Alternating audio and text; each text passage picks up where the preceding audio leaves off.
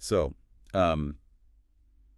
if you spend enough time traveling, and I mean really traveling, getting lost in the back streets of Cairo or waking up at dawn in Istanbul. Oh, yeah, we're trying to navigate the chaotic traffic of Jakarta. Exactly. If you've been there, there is a very specific soundscape that just becomes inevitable. It really does. It doesn't matter if you're a local or a tourist or a believer or completely secular. Yeah, you hear it. It cuts right through the noise of the city. You're talking about the adhan, the call to prayer. The call to prayer, yeah. And buried right in the middle of that call, and also whispered into the ears of newborn babies before they even know their own names. And chanted at funerals, too. Exactly. Yeah. There's this one specific phrase, a very specific sequence of sounds. La ilaha illa Allah. There is no deity but Allah. Right. And here is where I think, and I definitely include myself in this, we usually just stop paying attention. We hear it and translate it in our heads as there is no God but God. And then we just move on. Yeah, we treat it like a slogan or like a bumper sticker, just the Muslim motto. Which is honestly a tragedy, because when you treat it like a slogan, you miss the entire fact that it is actually a mechanism. A mechanism. I like that. Yeah, it's this very specific engineered linguistic tool designed to do something profound to human psychology. And that is exactly why we are here today. We are not doing a sermon here. No, definitely not. We aren't doing a generic intro to Islam Wikipedia skim either. We are doing a deep dive into a very specific stack of research. By Professor Dr. Saleh bin Abdulaziz Sindi. Yes, his text titled, The Testimony That There Is No Deity But Allah.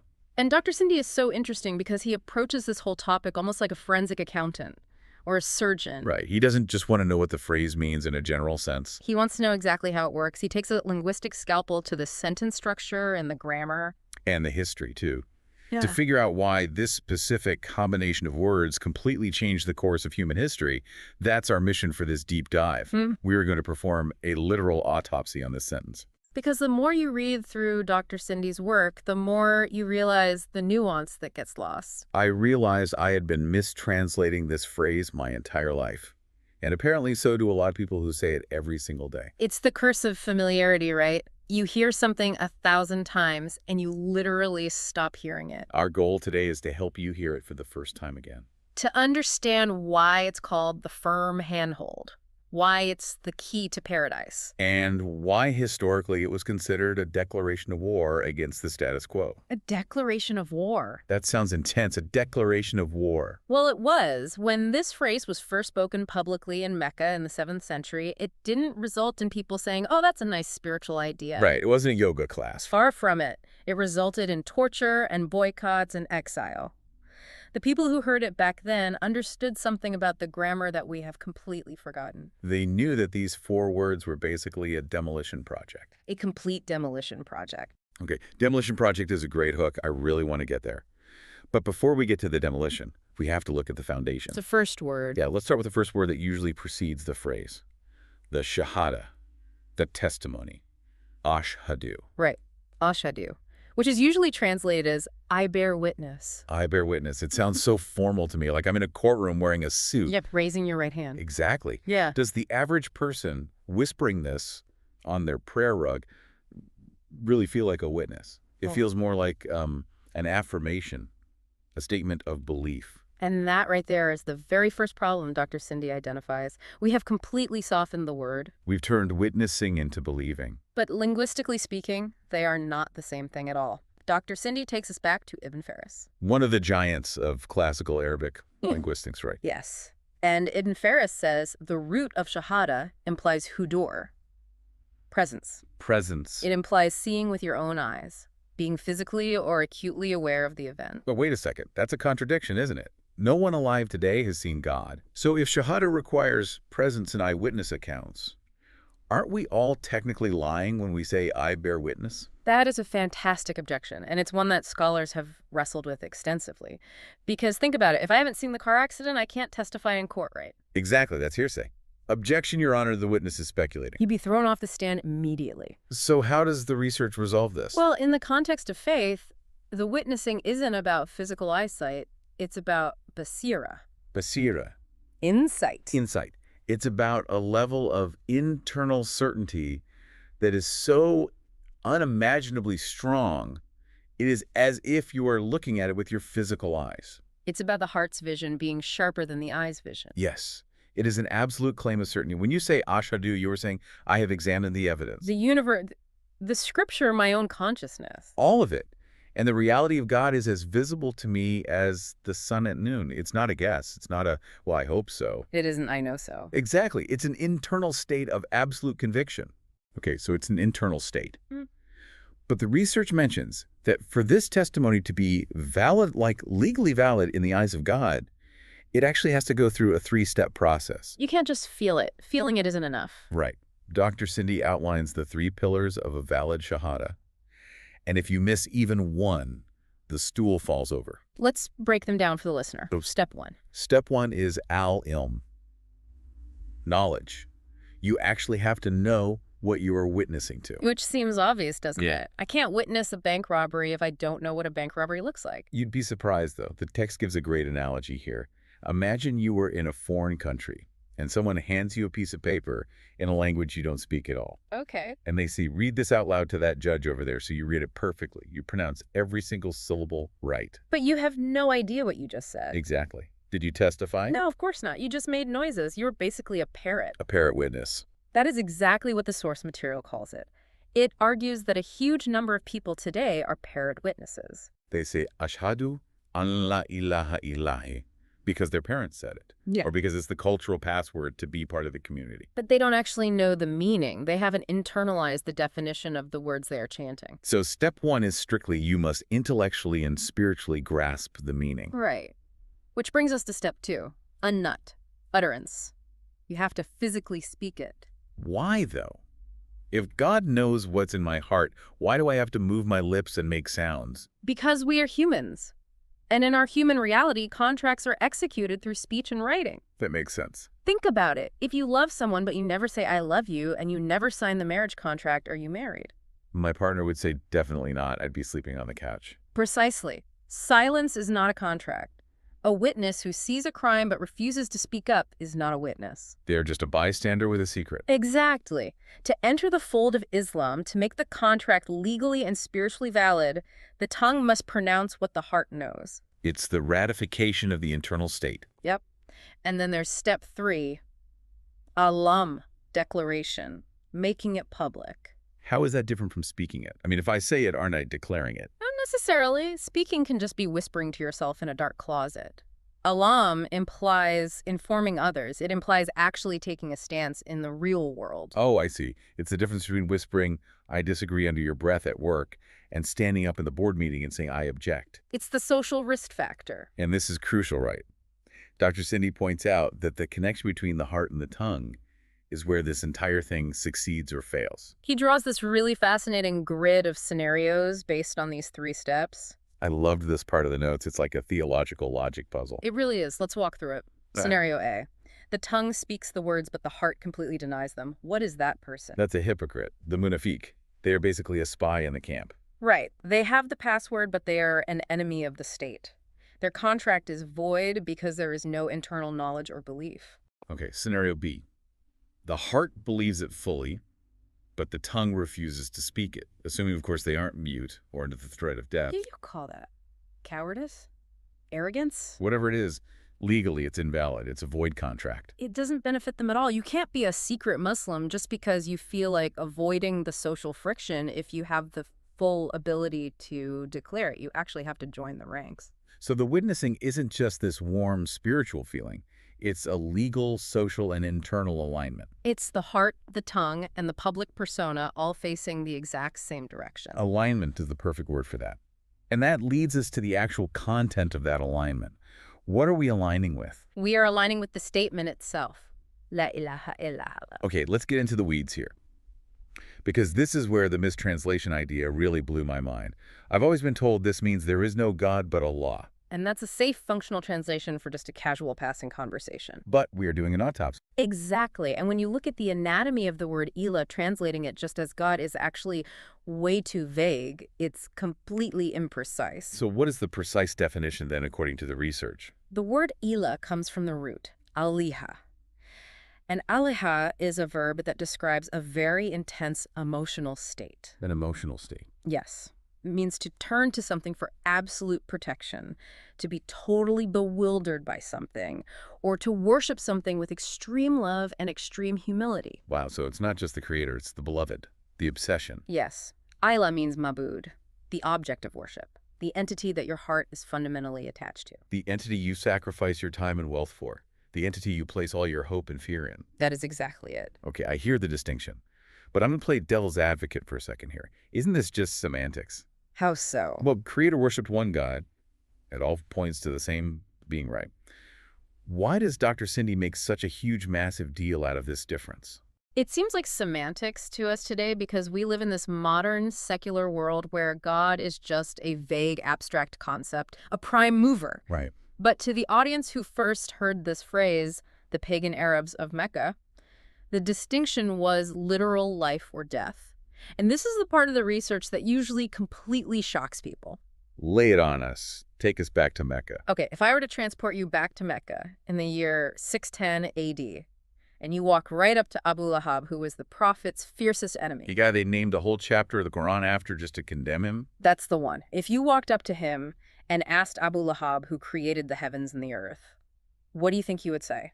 I mean, I would assume he'd name one of his stone idols, like Latite created it or Uzza created it. Wrong. He would look you dead in the eye and say Allah created it. Wait, the pagan idol worshippers believed in Allah. They absolutely did. The Quran itself quotes them multiple times on this. It says, if you ask them who created the heavens and the earth, they will surely say Allah. That is wild. They believed Allah was the supreme creator, the sustainer, the one who sends down the rain from the sky. They had absolutely no problem with Allah as the Rab, the Lord and creator. Okay, now I'm confused. If they believed Allah was the creator and the Prophet Muhammad was saying worship Allah, why were they fighting so hard? Why didn't they just say, yeah, we agree, high five? Because the Prophet didn't say there is no creator but Allah. He said there is no ilah but Allah. And the Arabs knew Arabic better than anyone. They knew that ilah means object of worship. So they understood the implication immediately. They understood it way better than we do today. They knew that admitting there is no ilah but Allah meant they had to officially fire all their other gods. See, their entire system was essentially a hierarchy. Exactly. They believed Allah was the big boss, the CEO of the universe, but they also believed deeply in middle management. The idols, the statues. Yes. Lat azana ma'hu, but these are the lobbyists, the intercessors. The Arabs thought Allah is too big, too scary, too far away for me to talk to directly. I need a local connection. Right. I'll offer a sacrifice to this idol, and the idol will put in a good word for me with the CEO. It was a literal bureaucracy of divinity. A perfect description, a bureaucracy. And when the prophet came with la ilaha illallah, he was basically saying, fire the middle management. He was saying you don't need a lobbyist. You don't need an intercessor. You need to direct your love, your fear, your sacrifice, and your prayers exclusively to the CEO. And that's why they revolted. That is exactly why. It wasn't a philosophical, theological disagreement about who made the sky blue. It was a massive political and economic crisis. Because if you fire the idols, you destroy the entire pilgrimage trade in Mecca. You destroy the tribal hierarchy. You destroy the social order. They refused to say the phrase not because they didn't believe Allah existed, but because they were unwilling to give him exclusive rights to their worship. That really reframes the whole conflict for me. It wasn't atheism versus theism. It was bureaucracy versus direct access. Or diluted worship versus pure worship. That is the actual core of Tawhid, monotheism. Tawhid isn't just believing God exists. I mean, Satan believes God exists. That's a good point. Satan knows God exists for a fact. Tawhid is isolating God for worship, singling him out completely. Isolating. I really like that word. Which brings us right to the structure of the sentence itself. Dr. Sindi spends a lot of time on the actual grammar of the phrase. Yes, the negation and the affirmation, the nafi and isbat. This is the demolition and construction phase we talked about earlier. Let's walk through the demolition. La ilah. There is no deity. There is no object of worship. This is the negation part. This is the sweeping of the broom. Before you can establish the absolute truth, you have to aggressively destroy the falsehood. You are saying that nothing in the universe, not the sun, not the moon, not the angels, not the prophets, not the saints, and certainly not the stone idols, deserves your ultimate devotion. You're actively stripping them of their rank. You are stripping them of the right to be worshipped. Dr. Sindi makes a really crucial distinction here in the text. Yes, he says the phrase doesn't mean false gods don't exist. Because obviously false gods exist. People worship cows. People worship money. People worship celebrities. Those things definitely exist. The phrase means they have no right to be worshipped. Their divinity is entirely fake. It's a usurpation. So la ilaha is a declaration that the throne is empty. You've completely cleared the room. And then comes the affirmation part. Ilahada? Except Allah. Now that the room is clear, now that the throne is totally empty, you place the only one who actually deserves to sit on it. Right. But why do we have to do it this way? Why the double movement? Why not just say Allah is God? Why this whole new none except structure? Because grammatically speaking, Allah is God is weak. That's a pretty bold statement to make. But linguistically it's weak. Think about it. If I say John is standing, does that mean only John is standing? No. John could be standing, and so could Steve and Mary. Okay, exactly. So if I say Allah is an ilah, the polytheist says agreed. Allah is an ilah, and so is my idol. Oh, wow. You haven't excluded anyone at all. You haven't created any exclusivity. But if I say no one is standing in this room except John, what have I done? You've eliminated everyone else. You've put the spotlight solely and exclusively on John. That is Hoster. Exclusivity. That is exactly what the Shahada does structurally. It locks the door to divinity and gives the only key to Allah. It's a highly jealous phrase. It doesn't share. I used an analogy in my notes when I was reading this. Tell me if this works for you. Let's hear it. It's like doing a major home renovation. You can't just paint over old, peeling, moldy wallpaper. If you put fresh new paint on top of rot, it's just going to bubble up and fall right off. Right, it won't adhere to the wall. You have to scrape, you have to sand it, you have to strip the wall all the way down to the bare plaster. That's the ilaha. Yes, it's the painful scraping of all the false attachments.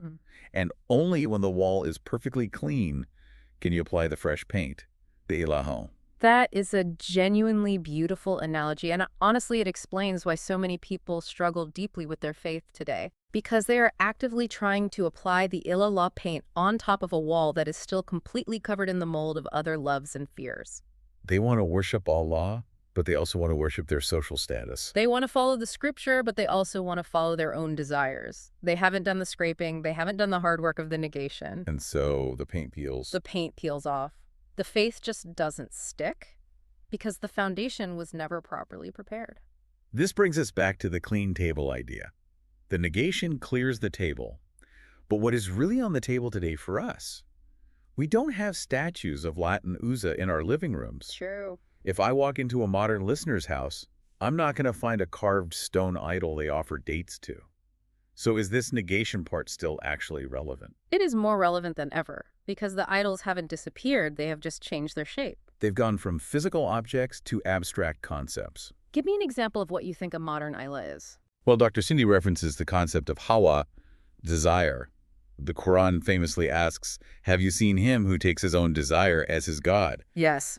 But wait, how can desire be a God? I don't pray to my desires. I don't bow down to my cravings. Don't you? Let's go back to the definition of worship, ultimate obedience. If God says do X and your desire says do Y, and you consistently choose Y over and over again, who are you really obeying? I'm obeying my desire. Then you have effectively made your desire your ilah. You have submitted to it completely. You have prioritized its command over the command of the actual creator. That is the very essence of worship. Ouch. That hits incredibly close to home. It hits all of us. The modern idols are everywhere. Ego, materialism, political power, social validation. Think about it. If you are terrified of losing your job to the point where you will compromise your core ethics, your job has basically become a mini-god. It holds the ultimate power of fear over you. Or if you are obsessed with likes on Instagram or TikTok to the point where your entire self-worth depends on the algorithm the audience has become your god. Exactly. You are seeking your sustenance, in this case your emotional self-worth, from the creation rather than the creator. So the La ilaha is a daily practice of smashing these invisible idols. It's waking up every single morning and saying, I refuse to be a slave to my boss. I refuse to be a slave to fashion trends. I refuse to be a slave to my own ego. I am a slave only to Allah. That actually sounds incredibly liberating. It is the ultimate liberation. That is the profound paradox of Islam. You become a slave to one so you can be completely free from the thousands. A free man among slaves. Precisely. Yeah. Because everyone serves something. Like Bob Dylan famously saying, right, you're going to have to serve somebody. It might be the devil. It might be the Lord, but you're going to serve somebody. There's no such thing as true neutrality in the human heart. The Shahada is simply the conscious, informed choice of the absolute best possible master. I love that we managed to get Bob Dylan into a highly technical theology deep dive, but it really fits perfectly. It fits because it's human nature. The human heart is literally designed to love and to worship. It's like a vacuum cleaner. It will suck up whatever is placed in front of it. If you don't aim it at God, it will suck up dirt. Exactly. So we've covered the witnessing, the precise definition of worship, and the grammatical structure of the sentence.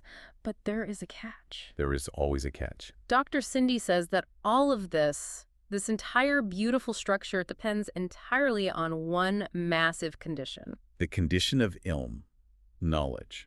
We touched on this earlier with the parrot idea, but let's go way deeper into it now. Why is knowledge the ultimate gatekeeper here? Because you cannot intentionally sign a contract you haven't read. That makes sense. Dr. Sindi cites a very crucial verse from Surah Az-Zukhruf. Except those who bear witness to the truth while they know. Wahum yalamun, while they know. The knowing is what makes the witnessing legally and spiritually valid. The text argues that saying the Shahada without understanding its massive implications creates an incredibly dangerous situation. A situation where a person might think they're completely safe, but they're actually in breach of contract. It's the magic password fallacy. Right. People treat la ilaha illa Allah like a cheat code in a video game. If I just press these buttons or say these specific sounds, the gates of heaven automatically open. But it's not a magic spell, it's a constitution. Imagine taking a prescription medicine. You swallow the pill, but you didn't read the label at all. You don't know what it cures, and more importantly, you don't know the contraindications. The things you shouldn't mix with it. Right, like don't take this with grapefruit juice or don't operate heavy machinery. That is a brilliant analogy. The Shahada has major contraindications. There are specific actions and beliefs that completely nullify it. Like what nullifies the Shahada? Like shirk, polytheism, directing worship to anything other than Allah. But if you don't actually know what shirk is, you might do it entirely by accident. You might mix the medicine with the poison without realizing it. Dr. Sindi gives examples of people who say La ilaha illa Allah all day long, but then they go to a grave of a so-called saint and they sacrifice a goat to the saint. They ask the dead man for a child or for rain. And they don't see the contradiction at all. Because they lack the fundamental knowledge. They think I said the magic phrase, so we're good to go. But their action just completely violated the phrase. They directed an act of worship, supplication, and sacrifice to something other than Allah. They fundamentally failed the negation. So ignorance isn't just a lack of education. It's a massive liability. It is a fatal flaw in the contract. This is exactly why learning Tawhid isn't just a hobby for scholars sitting in ivory towers. It is essential for every single person who wants their testimony to actually stand up in the court of the afterlife. You have to know what invalidates your agreement. It implies that being a believer is a lifelong curriculum. You don't just convert or get born into it and then you're done. You have to keep actively studying the terms and conditions of the agreement. Exactly. It moves faith from being this passive cultural heritage like I'm Muslim because my dad was Muslim and his dad was Muslim to an active intellectual pursuit. I am a Muslim Yeah. because I have studied the evidence and I actively bear witness to the truth. That shift from passive to active is everything. Okay, let's pivot a bit here. We've done the heavy lifting on the warnings and the intense grammatical structure. Let's talk about the benefits, the rewards. The resume of this phrase. Yeah, the resume. Dr. Sindi lists a whole bunch of names and titles given to La ilaha in the Quran and the Sunnah. Let's run through a few of them because they really show the different facets of what this phrase actually does for a human being. The titles of honor. The first one on the list is Kalimat al-Ikhlas, the word of sincerity. Sincerity is such a big, heavy word. In modern English, it usually just meaning what you say, being genuine. But in Islamic terminology, Ikhlas means something way deeper. It means purity. It means something is totally unmixed. Like pure gold versus a cheap alloy. Right. Because the phrase explicitly demands exclusivity. Only Allah. It actively purifies the human motivation. When you actually live by this phrase, you stop doing things just to impress your neighbors. You start doing things for social clout on the internet. You do them purely for the one. And that completely purifies your daily actions. It detoxes the soul from people-pleasing. Exactly. Another beautiful title is Al-Urwa Al-Wuthqa, the firm handhold. I really love the imagery of this one. It's taken directly from Surah Al-Baqarah. Imagine you are dangling off the edge of a sheer cliff. or you are in a massive shipwreck being tossed around by violent waves. You desperately need something to grab onto. But everything you reach for is completely flimsy. You grab a branch and it immediately snaps under your weight. You grab a rope and it just frays and breaks. That is basically a perfect description of the modern human condition. We are riddled with anxiety, we grab onto our stock portfolios, and the market crashes. We grab onto our physical health and youth, and then we get sick, or we age. We grab onto people, and they inevitably leave or pass away. Everything in the creative material world is perishable. It breaks. It fails us. But the Shahada, the core connection to the eternal creator, is the firm handhold that never ever breaks. It is the only anchor point in existence that can actually withstand the crushing weight of human existence. So the person who truly holds on to this phrase, they have ultimate stability. They have unshakable psychological and spiritual stability. Mm-hmm. They might lose all their money, they might get terribly sick, but their foundation, their direct connection to the source, is completely unbreakable. That is a kind of profound resilience that modern psychology is desperately trying to replicate with therapy and mindfulness, but often falls short. Another title on Dr. Sindi's list is Kalima Tayyiba, the good word. This brings in a beautiful agricultural metaphor. The Quran compares the phrase to a good tree. Its roots are firmly planted deep in the earth and its branches reach way up into the sky, Giving its fruit at every season. This really highlights that the Shahada isn't just some abstract philosophical idea floating in the ether. It's a living, breathing organism inside you. If the root, the internal belief, the ilm, is healthy and deep, the branches, which are your physical actions, will naturally grow high and bear good fruit. You will simply treat people better. You will be far more charitable. You will be more just in your dealings. But what if the fruit is completely rotten? Then the root is sick. There's no way around it. You can't have a perfectly healthy tree produce poisonous apples. If a person constantly says, La ilaha illallah, but they are a known liar, a cheat in business, and a tyrant to their family, Something is fundamentally wrong with their root. They haven't actually understood or internalized the phrase. And finally, there's the bottom line, the ultimate title, the price of paradise. The ultimate transaction of human existence. The Prophet Muhammad famously said, whoever dies knowing that there is no deity but Allah will enter paradise. There's that exact word again, knowing. Always. It is the recurring, unavoidable theme of the entire research. It's the contract for salvation. But like any legally binding contract, you have to fulfill the terms all the way until the very end. You have to literally die upon it. Which brings us toward the conclusion of this massive deep dive. We've really traveled a long way in this hour. We really have. We've gone from the bustling soundscapes of modern Cairo to the intense technical courtrooms of classical theology. Back to the tribal political dynamics of 7th century Mecca. And right into the complex psychology of modern idol worship and the human ego. It's a journey from assumed simplicity to intense complexity, and then finally back to a profound, simple truth. It really makes you look at those beautiful Arabic calligraphy stickers on people's cars entirely differently. It's not just decorative art. It's a radical, revolutionary manifesto. It really is.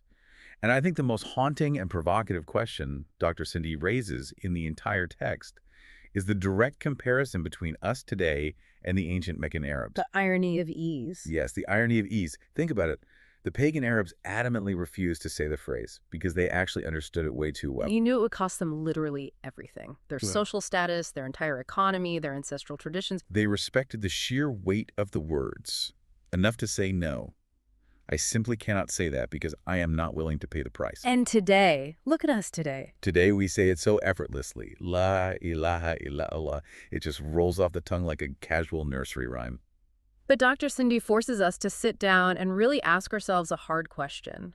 Is it easy for us because we are somehow vastly better believers than the early companions of the Prophet? Or is it easy simply because we have completely emptied the words of all that actual weight? Have we turned a massive boulder into a tiny pebble? Do we say it easily because we subconsciously think to ourselves, I could say this phrase and still keep my massive ego? I can say this phrase and still keep completely chasing money as my ultimate God. I can say this and still fear what people think of me more than I fear God. If the phrase doesn't cause some kind of internal revolution in your life, are you really actually saying it? That is the million-dollar question. Is your Shahada a true testimony, or is it just a sentence you memorized? That is a very heavy thought to leave our listeners with, but I completely agree it's a desperately necessary one. We all need to transition from being those passive parrots to being true, active witnesses. Informed, articulate, and deeply sincere witnesses. That is the ultimate goal of all this knowledge. So here is the final challenge for everyone listening to this right now. The next time you hear the adhan echoing from a mosque, or you finish your daily prayer, or you just see that specific phrase written on a wall somewhere. Pause for a second. Really pause. Do the renovation visualization we talked about. Scrape the wall. Scrape the wall down to the plaster. Ask yourself, what am I actively trying to put on the throne beside Allah today? Is it my crippling anxiety? Is it the approval of my boss? Is it my own selfish desire? Do the hard work of the negation. Clear that table completely. And then, and only then, do the affirmation. Place the true king on the empty throne. That is how you finally grasp the firm handhold that will never break. Beautifully put. Thank you so much for guiding us through this immense text. This was dense material, but I really feel like my theological lens has been completely cleaned off. It was absolutely my pleasure. It is literally the topic of a lifetime. There is always more nuance to learn. And all our listeners out there, thanks for swimming in the deep end with us today. Remember, don't just float on the surface of your beliefs. Keep diving deep. We'll catch you on the next one.